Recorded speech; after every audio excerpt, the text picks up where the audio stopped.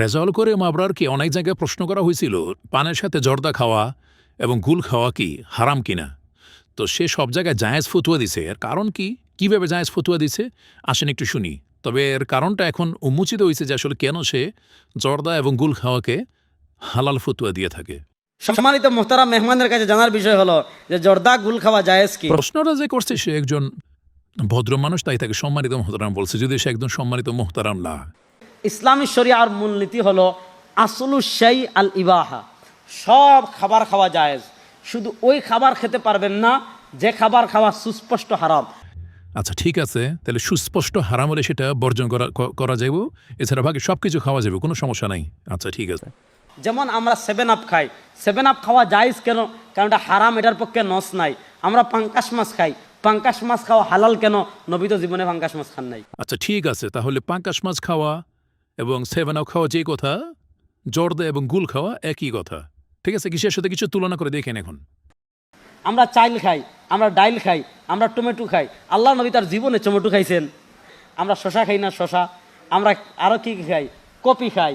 তারপরে আর বাংলাদেশি সবজি কি আছে? বেগুন খাই, তারপরে বরবটি খাই। এগুলা খাওয়া হালাল কেন? কারণ খাবারের ক্ষেত্রে ইসলামী শরিয়ার মূলনীতি হলো আসলু শাই আল ইবাহা, প্রত্যেক ওই খাবার খাওয়া হালাল যে খাবার নিষেধের পক্ষে কোনো দলিল নাই। টমেটো খাওয়া হারাম, দলিল নাই, এজন্য হালাল। কপি খাওয়া হারাম, দলিল নাই, এজন্য হালাল। পাঙ্কাশ মাছ খাওয়া হারাম, দলিল নাই, এজন্য হালাল। এবার আপনি যদি বলেন জর্দা হারাম, দলিল দেখান। তার কথাটা কি আপনারা বুঝতে পারছেন কেমন হারামির হারামি?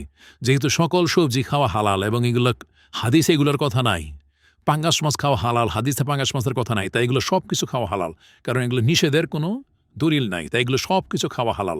তেমনি জর্দা, গুল, নেশা দ্রব্য যেগুলো হাদিসে উল্লেখ নাই, এগুলো সবগুলো খাওয়া যাবে। কেমন হারামির হারামি! তাহলে সিগারেট খাওয়া কি লাগে না যায়? বাবা খাওয়া যায়, হাদিসে তো বাবা খাওয়া নিষেধ এমন কোনো দলিল নাই। হ্যাঁ, তুই দেখা বাবা খাওয়া যে নিষেধ, এটার দলিল দেখা। যদি হারামের দলিল না থাকে ওইটা অটোমেটিকলি হালাল। এবার শুনেন কেন তারা এগুলোকে হালাল বলে। কারণ তারা যাদের কাছে মাথা নোয় না, তারাও জর্দা খায়, তারা নিজেরাও জর্দা খায়। ও মঞ্চে ওঠার আগে এগুলো জর্দা খায় ওঠে বেশি করে।